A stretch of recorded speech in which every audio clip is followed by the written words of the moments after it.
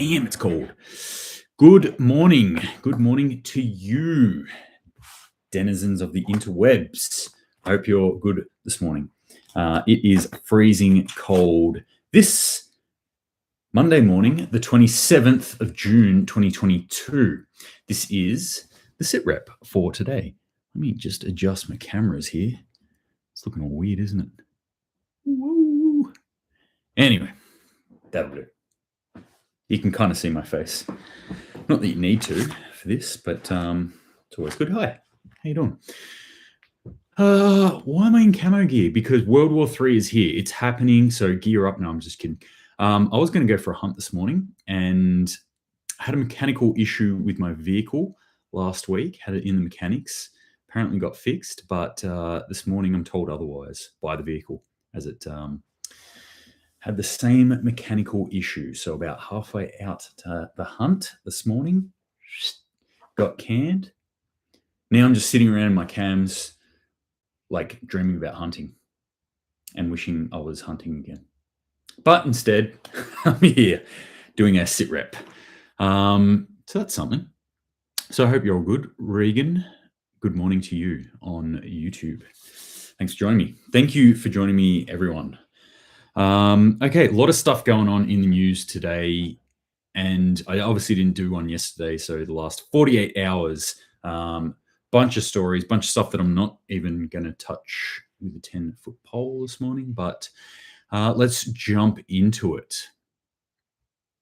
Yeah, I don't think there's anything else I need to touch off on this morning. First story we got this morning is a new six-nation Pacific Pact proposed to beat back Beijing's unrestricted warfare. It's like a little tongue twister first thing on a Monday morning.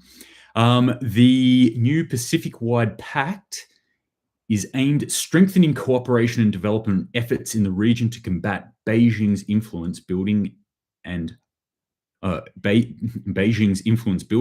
hybrid warfare operations. So they've come out and said it. They've said, hey, look, Beijing, well, not Beijing, but China as a whole, is very much using and their terminology is hybrid warfare. And this is something that I've talked about a lot, this hybrid warfare system, this new type of warfare that we really need to start thinking about, this unrestricted warfare that China is using. And once we realize what the nature of that unrestricted warfare is, we will also realize in short order that we're in war, and we've been at war for quite some time now, quite a number of years, in fact. So now there's a number of nations which they're calling the Partners in the Blue Pacific.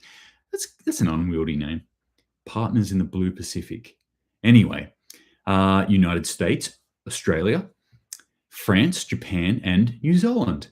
And UK. So what are we? We're kind of looking at Five Eyes plus, Six Eyes maybe. It's interesting for me to see this as in it's a new iteration of existing alliances that are already there, and Australia seems to be really like plugging into a lot of alliances.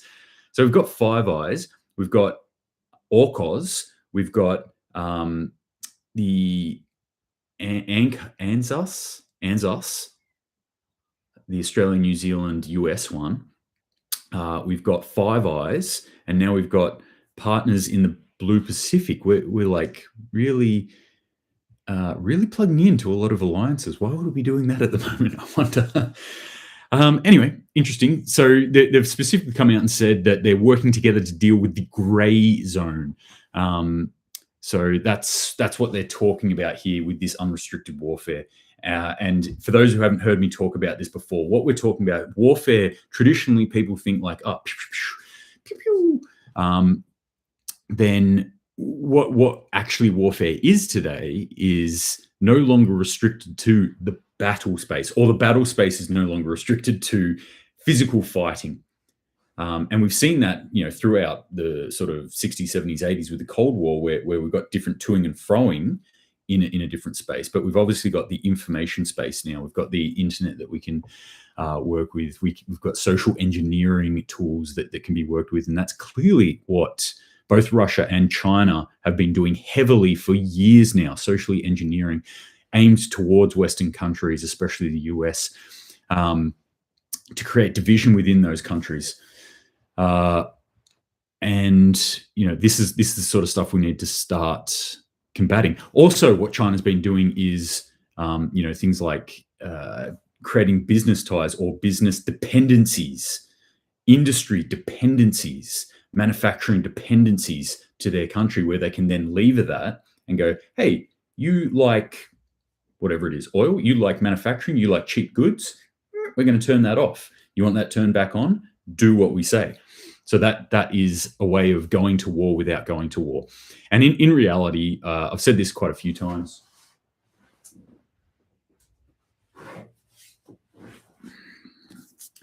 Sun Tzu's The Art of War.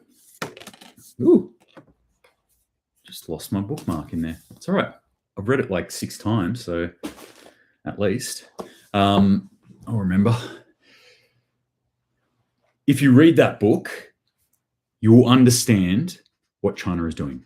This here is their playbook, Art of War. Okay, they're doing exactly what is laid out in that book. Also, if you want to go a bit further in it, read, I always recommend these books, The Shadow War by Jim Shudo and Unrestricted Warfare, which was written by 2 Chinese generals. So check them out. Interesting. Anyway, yep. Chinese ambassador comes out and tells Australian protesters that there's no such thing as absolute freedom. So again, what's the mindset of China? What's the worst that could happen if China was to take over the world? No such thing as freedom. No such thing as absolute freedom. Yes, I guess technically true. Depends on your definition of freedom. In this world, there's no such thing as absolute freedom. Freedom is freedom within rules and laws. I actually don't disagree with that on a technical standpoint. However, it kind of shows you what China is talking about and what China's main sort of goal is. They're like, yes, we'll give people absolute freedom. I mean, this is really communism in a nutshell. You can have everything you want, but we control it and we control you. And if you don't do what we say, then we'll make it much, much worse for you. No reason that we cannot coexist peacefully when we respect each other. Yeah. Do you respect freedom though, China? So interesting rumblings that are happening in and around this area as well. Where's my other story? I spent time putting everything in order and now I've lost my story. China threatens military action. Here it is. Beijing will use all possible means to regain control over Taiwan, including military ones, Chinese ambassador to France has said. Liu She. That's Liu She, the Chinese ambassador to France. We can't leave Taiwan independent, Liu insisted during his interview on Thursday. We'll take Taiwan by all means, including military ones. If we can't reunify the country by peaceful means, what else are we left to do? So that's some pretty damning signs as well, that China is very much going to move towards Taiwan in some way, shape, or form. But this rhetoric again has been becoming more and more military or physical in its nature. Not just like, no, we will be unified. No, Taiwan is definitely part of us. And you can see that they're starting to angle all the other parts of it, all the economic parts of it, all the legal parts of it. They're trying to angle all these things. Now they're just coming out and saying, we're going to do this militarily. All right, it's going to happen. It's ours. We will do it. So that's quite interesting. And obviously these sort of things coming together, we're starting to see movement, or not actual physical movement, but it's another step towards that.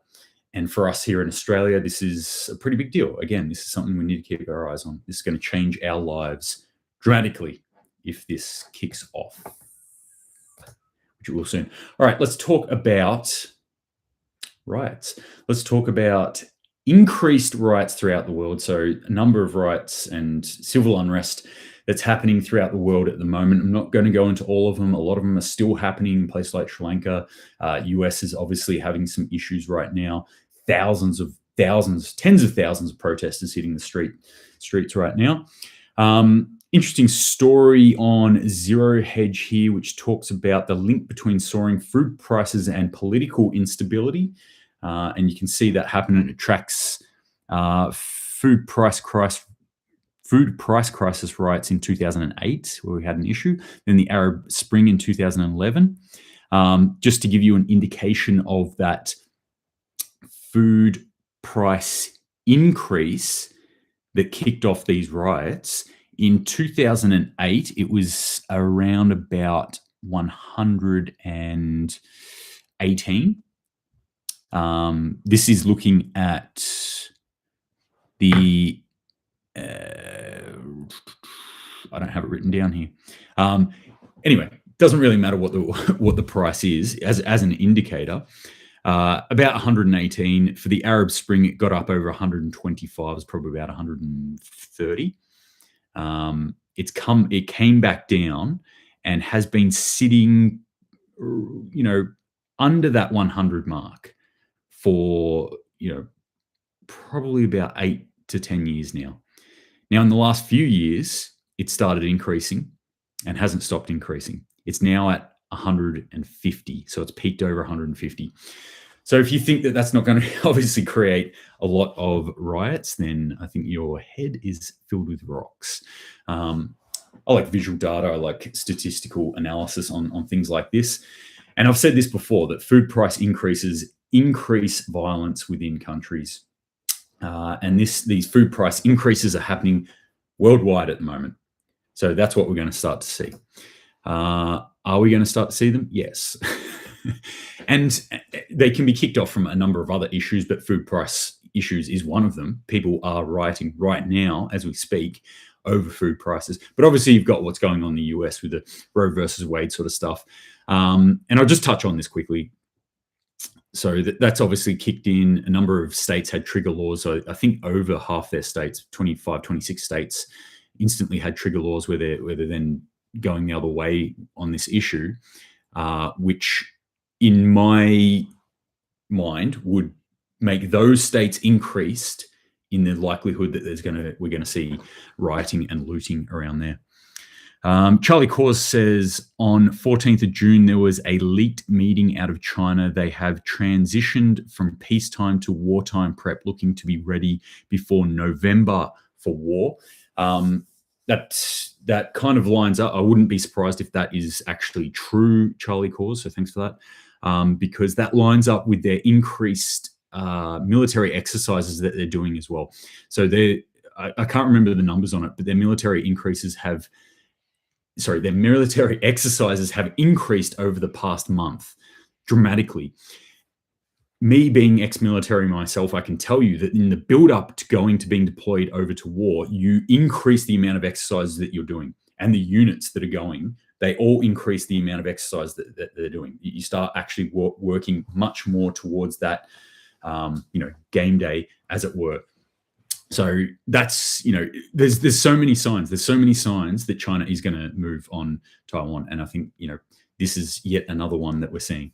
All right, back to the riots. So, I'm not even going to list off all the states here. You can go and look up this stuff yourself. There's, 25, 26 states in the US that are going to be kicking off. And there's a number of them already. There's probably about 5 that have protesters right now in the thousands. Why is this going to be dangerous? I just want to read this. This is a tweet. Was it a tweet? Oh, it was like a comment on TikTok. Sorry, the writing's really small, so I've got to kind of lean in and read this. From one of the left-wing sort of people, pro-choice advocates here. I'll just read out the start of this message. The radical Christians are found in the rural areas. Their towns are defenseless. They have almost no cops, and their firemen are volunteers. They have to borrow cops and firemen from neighboring jurisdictions. miles away in order to handle anything big, and they think they're safe out there. Forget burning cities. Cities are on our sides, on our sides. It's time for rural areas to feel the heat. You show up 100 deep in every rural town in 50-mile radius, intent on revolution. You'll crash their system and make them pay. And if you think I'm kidding, I'm dead serious. This was caused by backward-ass rural conservatives operating out of a Christianized worldview. Even if they're not Christian, they're heavily influenced by it. They were the ones who voted for Trump in 16. Those delusional redneck, white trash, blue collar, to quote a country song, types who flipped massively for the GOP. Punish them. Punish their towns. They say BLM burned the cities to the ground. I say let them see firsthand what it's like when a community is truly burned to the ground. They want a civil war. They should have been careful what they asked and voted for. Okay. That's pretty serious. So, we've got these sort of messages going out there. I mean, this is obviously in the US, this is in Australia, but anyone who's listening to me for some reason from the US, what I'm trying to say here is there's going to be increased chance of violence in the next weekend, in the next week. So try and make yourself safe. Try and avoid public areas. Obviously they're wanting to push out into rural areas as well. Personally, I don't think that's a good idea. If anyone's listening to me who what I just read was like, yes, that's a great idea, and I'm going to go do that. By the way, I don't think that's a great idea. In case you didn't pick up on that, I was reading that as an example of just the amount of the mindset of what's going on in the country at the moment, in their country. I really don't think that's a good idea. The rural town that you're describing is probably similar to the rural town that I live in. And I would say that even the closest major city, that if they started descending en masse onto our town, it would not work out well for the city folk. I can tell you that much. I.e., but this sort of stuff, I'm using this as an example of what's going on in the world at the moment, this increase in the violent mindset of human beings right now. We need to keep ourselves safe. You and me need to keep ourselves safe. And that's the whole point of me doing this channel and coming on here and talking about this stuff, is I want people to start to think about the world and how to keep ourselves safest as possible. For me, one of the mindsets of like, hey, I don't want to be in a city because there's too many humans and it's not safe being in there. Part of it is I want to go live in the rural location for many, many different reasons. But one of them is I deem this as a safer location. Now, we've got people who are saying, hey, target those safe locations. And again, this is not happening in Australia. This is absolutely not happening in Australia. So this is not something that concerns me overly here in Australia. But if I was in the US, it would concern me. And, the potential for something like this is there to happen in Australia. So we need to start thinking about this. We can go off and we can hide ourselves away in the rural locations in the northern rivers, or, whatever safe space we can. But, these places can be affected. So these are the sorts of things that I want you to start really thinking about, is how do we actually protect ourselves? They're right. Okay. To a certain extent, they're right. My town does not have a full-time police presence here. It just doesn't. But I don't think it actually needs it. I would say there'd be a lot more guns per capita in my rural town than there would be in the city. So, but one of the things I always say is that we shouldn't be relying. One of the things when I read this is this person obviously lives in a world where their only idea, their only concept of defense is police and firemen. That's the only person that could possibly protect someone and stop a fire. Somebody who is government authorized to do so. It's a totally different mindset to me. As we saw from the fires here, we didn't have enough firefighters to do it. So it was average people who helped fight the fires here. And if riots came here, if people started attacking our city, and we don't have enough police to do it, well, it would be those same average people who would be out there defending our town. Kind of speaks to the mindset of these people, and it's something that, again, I want to try and get people out of. Do not always rely on the government or outside organizations, outside forces to protect your body, to put out your fires, to put food in your mouth, to make sure you have clean, safe drinking water. Be a self-reliant human being and look after this shit yourself. This is what we're working towards. This is the crux of why I get up here and talk. All right, let's talk about more riots. Ecuador. So that Ecuador situation that I started talking about, that one of my friends sent me, is much worse. It's getting much worse over there. Citizens are now hunting for politicians in Ecuador. Angry and hungry crowds attempt to raid the National Assembly headquarters in the capital, Quito. So there's been a general strike, which is on its 12th, well, it'll be 13th day now, due to rising prices and inflation. Medical teams treat injured protesters in the Ecuadorian capital as another rally took place as part of the national strike initiated by the Confederation of Indigenous Nationalities. So not good things going on there. Coming out of the Economist now, which I thought was interesting. Somebody sent me this and I was like, oh, that's interesting. That's in the Economist. Okay, so this is not just mainstream media who's churning through stories. The Economist kind of takes a little bit more of a slower slightly slower take on stories and thinks and puts that sort of think pieces out there and editorial type stuff. So they've said a wave of unrest is coming. Here's how to avert some of it. And they're talking about soaring food and fuel prices are adding to pre-existing grievances, blah, blah, blah. And they basically go through and outline, how a person can kind of start to protect themselves, or, things we can do to mitigate some of the problems that we're going to be seeing. So they're admitting it. They're seeing it as well. They're going, hey, we're going into riot season now. It's here. It's on our doorstep, and it's going to get worse. So what are you going to do about it? And there are a number of things. If just out of interest for anyone who's watching this, by the way, if you want me to do some sort of video on how to protect yourself in and around riots, let me know and I'll do that. All right, let's change gears here and let's talk about monkeypox for a second, because this shit won't go away. I was really hoping to just fuck off, but it's not. Fears grow as studies find monkeypox mutating rapidly as it spreads, from news.com.au. I was sent this by a source, one of people through Instagram, so appreciate that.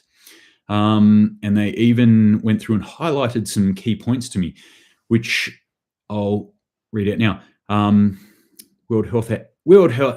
The news comes as World Health Organization's Emergency Committee prepares to announce whether it will declare the monkeypox outbreak a public health emergency of international concern, with the World Health Network declaring monkeypox to be a pandemic earlier this week. So we've got the World Health Network said this is a pandemic. World Health Organization has actually come out, and I've got news on this here. They've just come out and they've said they say it currently does not constitute a global health emergency. So that's kind of good as far as I'm concerned. But this, again, why am I pointing this out? It's just prepare yourself. We could be looking at lockdowns again, and I don't think these lockdowns are going to be the same. I don't think they're going to be good. I think they're going to be more badder moving forward. All right, enough about monkeypox. Let's talk about shortages around the world. So Ireland could soon see fuel rationing.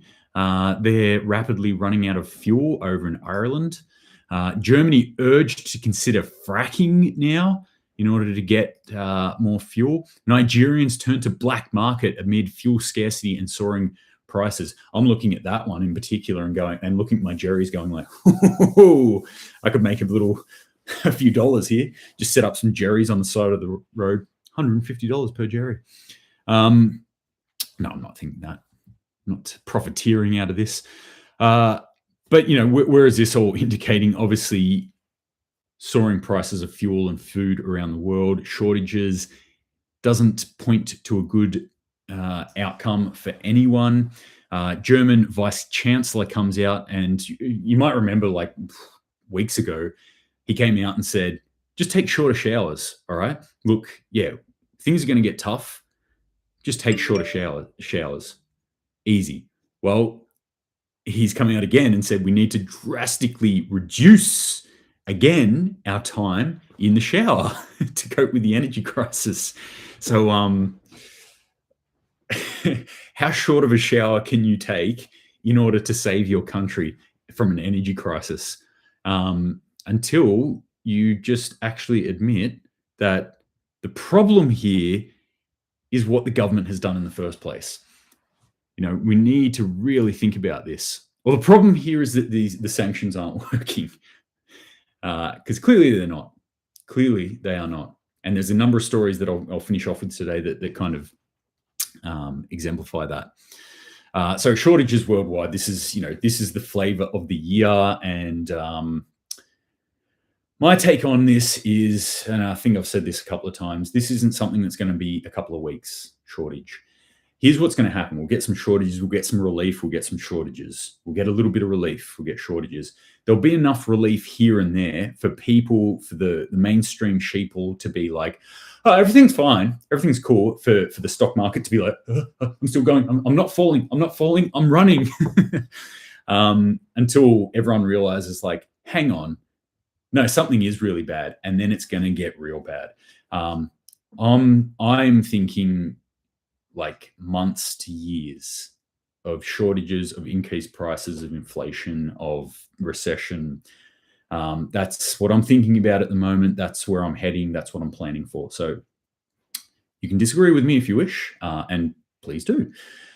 But that's what I'm looking at. Again, I look at worst case scenario a lot of the time. So, you don't have to take my word for it, but that's what I'm thinking about. All right. Let's talk about weather and infrastructure and stuff like that. So a little story about US extreme heat over in the west of the US.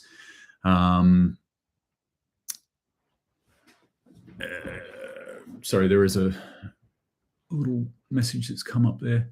Is that about CERN? Smashing particles, unbelievable amount of energy. Yep. Yeah, sorry, that's from Charlie Cause, just talking about the CERN. They're using CERN to smash particles together, which takes an unfathomable amount of energy to run. Sure, that's not creating any sort of energy crisis. I'm sure they geared that down, didn't they? But you've got to do the important things, right? Just take shorter showers, be fine. Look, if we can sort this CERN thing out, then everyone can have as long showers as they want. Extreme heat causing infrastructure damage across the US, roads buckling and cracking. We're seeing a lot of this sort of stuff. We're seeing the degradation of all sorts of infrastructure that are going on at the moment. It's a huge problem throughout the world. It's a huge problem throughout US, throughout Australia, throughout. I've seen stories in the UK. I'm seeing things like overnight there was this huge collapse of a stadium in Colombia, I think it was, killed people, injured hundreds. But I think this is what we're going to see.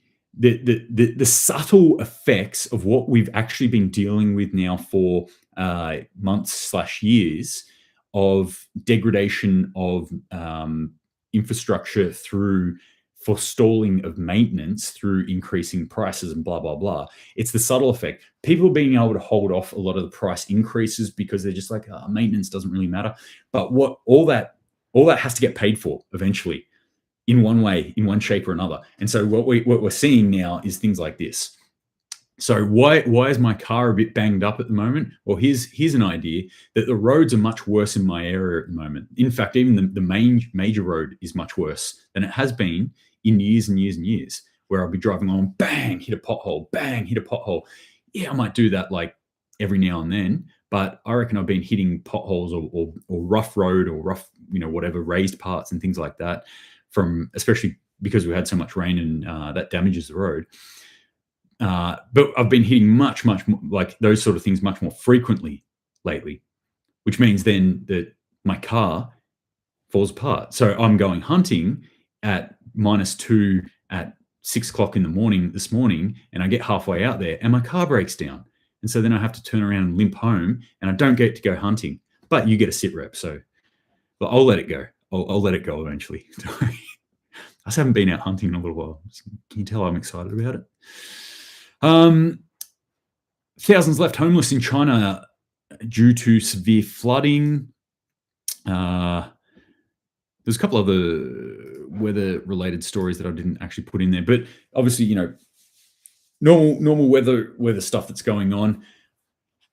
One of the effects of that, so we've got this maintenance sort of effect that I'm talking about, where things start to degrade and fall apart, also due to weather effects. We've also got migration. Migration is going to be a huge thing. Migration because of food, migration because of conflict, migration because of weather effects. So climate refugee, normal war refugee, and what was the first one I said? I can't even remember. Refugee. I don't know. People are going to start moving en masse. So a big story that came out from, this was like 2 days ago, I think, that a huge amount of African migrants were coming up and rushing in and trying to get into the Spanish enclave. This is in, I want to say this is Morocco. I'm pretty sure. I don't actually have it written down, but I've been to Morocco and I'm pretty sure I've been through this area. Anyway, so there's a Spanish enclave. It's all fenced off and things like that. A whole heap of migrants have come in, rushed it. There's been a whole heap of issues with that, obviously, resulting being 18 dead, 76 injured, thousands actually pushed through. But this is the sort of stuff that we're going to start seeing. US border is obviously getting flooded at the moment from the US-Mexico border, flooded at the moment from migrants. But we're going to start seeing this en masse around the world. We'll probably start to see it in Australia too at some stage. I think we'll be, again, a little bit more insulated from it, being that we're an island nation. But that doesn't necessarily stop people coming. Not that I'm saying that people shouldn't come. I'm just saying that they'll still try. There are some passages by water which are relatively short that people can get across on boats. Got that story. All right. Just jump over to this. This was an interesting one. Russia has just threatened Poland, preparing to supply nuclear-capable missiles to Belarus. So this one I thought was quite interesting, that Russia is going to supply its neighbor Belarus with Iskander-M missile system.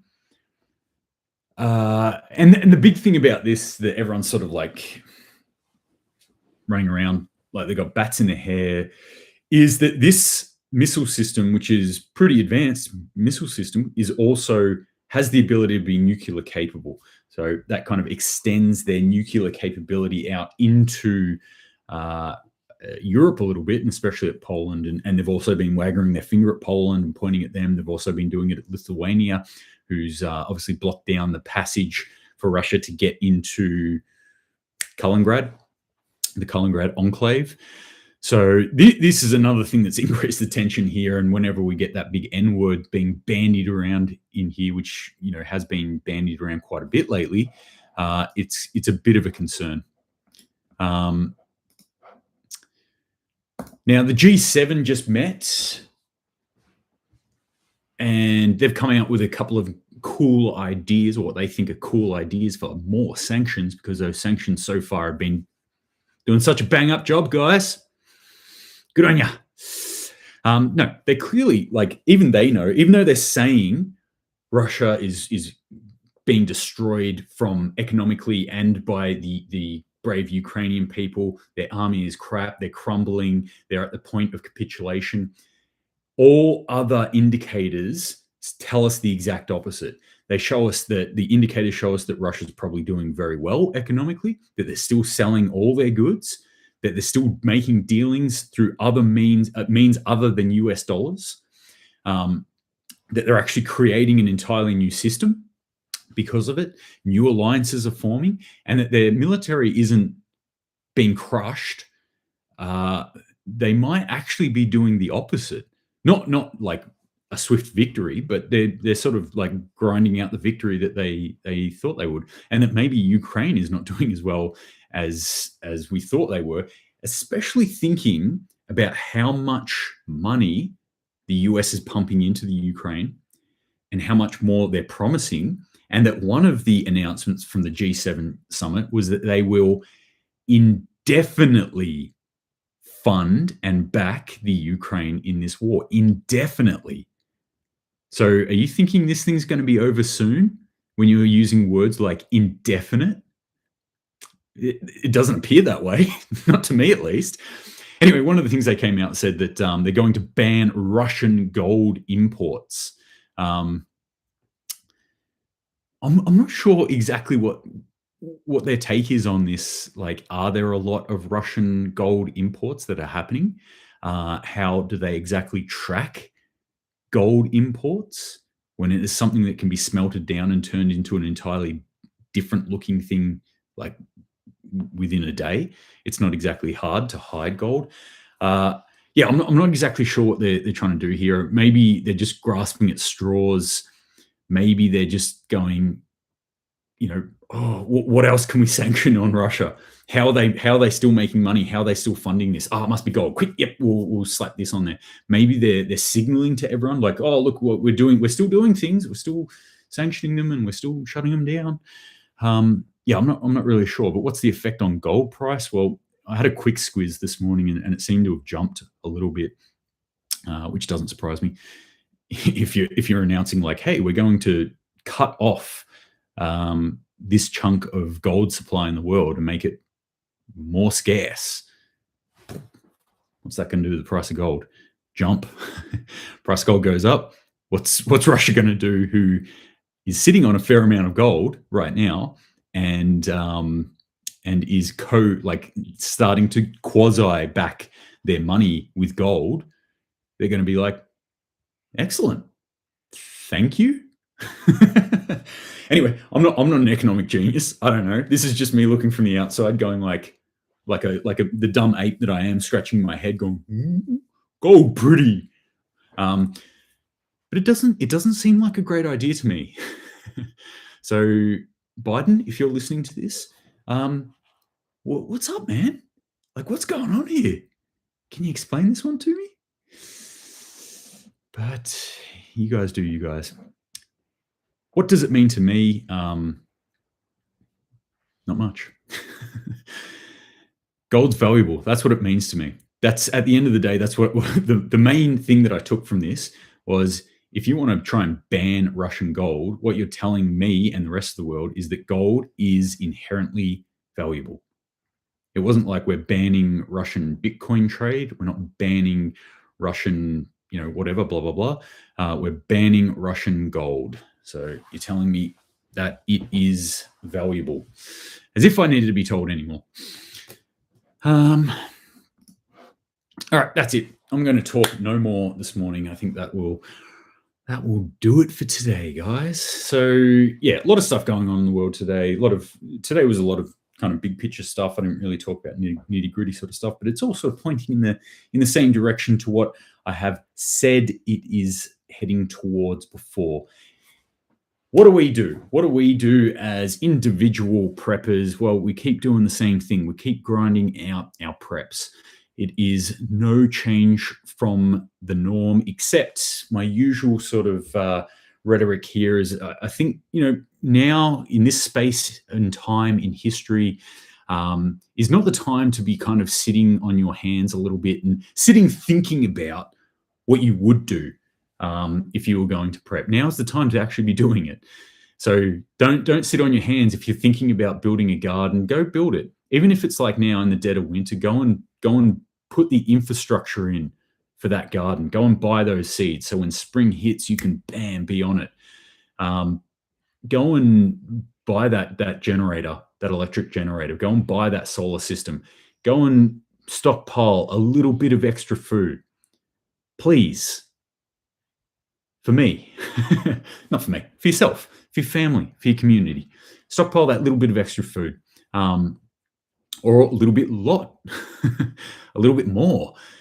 Keep doing that. Keep having that store there, because sometime in the future there could come a time, and daily with these sorts of things. The reason that I'm pointing this stuff out daily is I'm saying that daily there are more and more indications that we are coming into a time of scarcity. And we can take steps right now, easy steps. We don't have to do the hard yards. We can take the easy steps right now, today, in order to save ourselves pain tomorrow or next month or whenever, things might take a downturn. And if it doesn't, if things get good, if things go great in our world, then we'll still be better off than we were.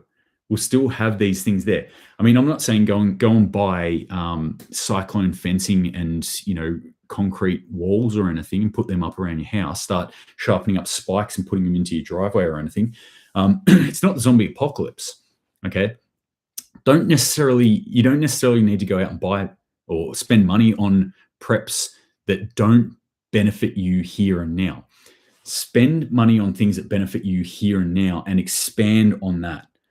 You're always going to need to eat. You're always going to need to drink water. You're always going to need to repair things. So those three things there are great places to start to buy stuff. You're always going to need, well, you're not always going to need to, but you're probably going to need electricity. So anything you're doing to prepare that is going to be a good idea. Rambodian from YouTube says, morning Ragnarok. Yep, we're doubling down on the preps, looking into generator next and a big freezer. Ooh, awesome. Can't recommend them enough, by the way. Way I see it, things are still cheap now. If things go good, I'll donate to those in need. Fantastic idea. And I'm in the same mindset as you, Rambodian, and good on you for doing that. I really like that mindset. And that's where we should all be. A prepared human being is a safe and capable human being. Okay? Be the asset, not the liability in any situation. So that's it for today, gang. Thank you very much for joining me again. I really appreciate it. Hopefully there's something in my rambling that that helps you out or makes your day better. Keep smiling. Keep happy. Even if you didn't get to go hunting today. No, keep happy.